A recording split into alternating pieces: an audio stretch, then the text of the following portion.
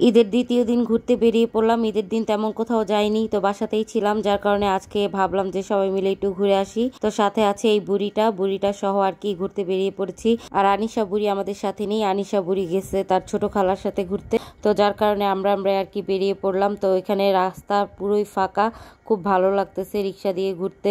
একদমই ঢাকা শহর ফাঁকা, সচরাচর তো এরকম ফাঁকা রাস্তা দেখা যায় না। ঈদের টাইমে আসলে রিক্সা দিয়ে ঘুরতে মজাই লাগে, কারণ রাস্তাঘাট এত ফাঁকা থাকে, খুবই ভালো লাগে। যাই হোক, আসসালামু আলাইকুম, সবাই কেমন আছেন? আশা করি সবাই অনেক ভালো আছেন।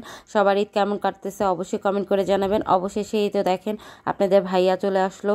তো সে ঈদের দ্বিতীয় দিন আসছে, তো তার অনেক কাজ ছিল। দেখেন তার অবস্থা দেখি বোঝা যায় সে কিন্তু বাসাতেও যায়নি, আমাদের জন্য এখানে অপেক্ষা করতেছিল। আর আমরা বাসা থেকে রেডি হয়ে এখানেই চলে আসছি, যেহেতু অনেক রাত হয়ে গেছে, তো তেমন একটা সময় ছিল না, তো সে আর ফ্রেশ হতে পারেনি। যাই হোক, সবাই মিলে ঘুরতে বেরিয়ে পড়লাম। তো আর রাতের বেলা কিন্তু ঘোরার মজাটা একটু অন্যরকম। আর এদিকে আমার বোন আমার হাত থেকে মোবাইলটা নিয়ে আমাদের দুজনকে একটু একসাথে ভিডিও করে দিল। অনেকদিন পর আর কি আপনাদের ভাইয়ের সাথে দেখা হলো, কারণ সে কাজে এত ব্যস্ত ছিল। আমি 2 দিন আগেই ঢাকা চলে আসছিলাম, তো আমার আর কি চলে আসার কথা ছিল। ঈদের টাইম রাস্তাঘাটের অবস্থা যে খারাপ ছিল, তো মেয়ে আর আমি একা যাওয়ার সাহস পাইনি। আর ওইদিকে তো আপনাদের ভাই অনেক ব্যস্ত ছিল, সে যে আমাদেরকে এসে নিয়ে যাবে সেটাও আর কি সম্ভব হয়নি। তো তার ব্যস্ততার কারণে আর কি আর আসা হয়নি। তো খালা আর খালতো বোনরা সবাই মিলে আর কি বললো যে আমাদের সাথে ঈদ করো, তোমার আর একা যাওয়া লাগবে না, একা বাসায় যেয়ে কি করবা।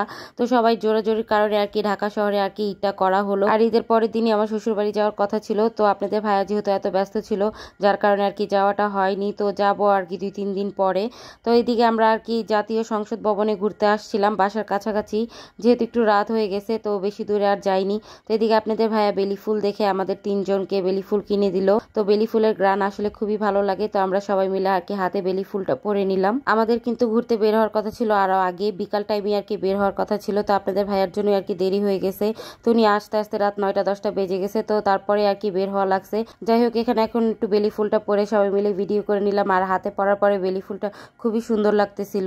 তো বেশ কিছুক্ষণ আমরা এখানে আর কি সময় পার করলাম, তো সবাই মিলে ছবি টবি তুললাম, একটু ঘুরলাম। আর আজকে কিন্তু বাইরে তেমন একটা গরম ছিল না, তবে দিনের বেলায় কিন্তু একটু গরম ছিল, রাতে ঠান্ডা ঠান্ডা একটু বাতাস ছিল। তারপরে আর কি রাতে ডিনার করে আমরা বাসায় যাব। তো রিক্সায় উঠে পড়েছি, রিক্সা দিয়ে আর কি ঘুরে ঘুরে দেখতেছিলাম। তো রাস্তাঘাটটা পুরাই ফাঁকা ছিল, আর আশেপাশে তেমন দোকানপাটও ছিল না, তো আমরা রিক্সা দিয়ে ঘুরতেছিলাম। ঢাকা শহর পুরাই ফাঁকা হয়ে গেছিল, তো রাস্তায় রিক্সা দিয়ে ঘুরতে কিন্তু বেশ ভালোই লাগতেছিল। যাই হোক, আমরা কিন্তু রিক্সা থেকে নেমে পড়ছি। তো নেমে এখানে খাবারের দোকানগুলো দেখতেছিলাম, তো সবগুলো দোকানই প্রায় বন্ধ হয়ে গেছে, যেহেতু এখন রাত বাজে প্রায় 11:30টার মতো।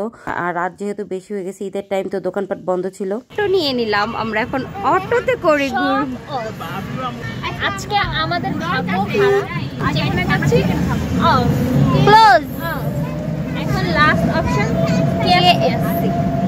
এখন আমরা কেএফসি তে কি হয় লাস্ট ম্যাচ সব বাদ দিয়ে প্রথমে গেল হচ্ছে চাইনিজ খাবারের ট্রেনিং ছিল, ওটা শেষ। তারপরে বিরিয়ানিতে, তারপর ওটা শেষ। এখন লাস্টে যাচ্ছি কেএফসি তে, দেখি ভরসা, একমাত্র ভরসা আমাদের কেএফসি।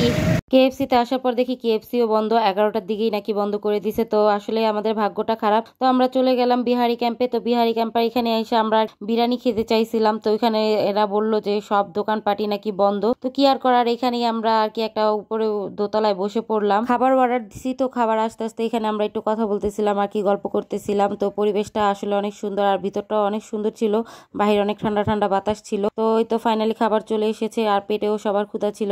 তবে চাপটা আমার কাছে বেশি একটা ভালো লাগেনি, এভারেস্ট ছিল। তো আর কি এখানে লুচি আর চাপ নিয়ে নেওয়া হয়েছে। তো আজকে আর কি এগুলো খাওয়ার ইচ্ছাই ছিল না, চাইনিজ বা কাচ্চি বিরিয়ানি এগুলো খেতে চাইছিলাম। তো কপাল যেহেতু খারাপ, কি আর করার, যেটা আর কি নসিবে ছিল সেটাই হয়েছে। আসলে আমরাই একটু দেরি করে বেরিয়েছি, যার কারণে আর কি এমনটাই হয়েছে আমাদের সাথে। তো যাই হোক, সবাই ভালো থাকবেন, আজকের মতো এখানেই বিদায় নিতেছি। দেখা হবে পরবর্তী কোনো ভিডিওতে। আর ভিডিওটি কেমন লাগলো অবশ্যই কমেন্ট করে জানাবেন। এখন আর কি অনেক রাত হয়ে গেছে, চলে যাচ্ছি বাসার উদ্দেশ্যে।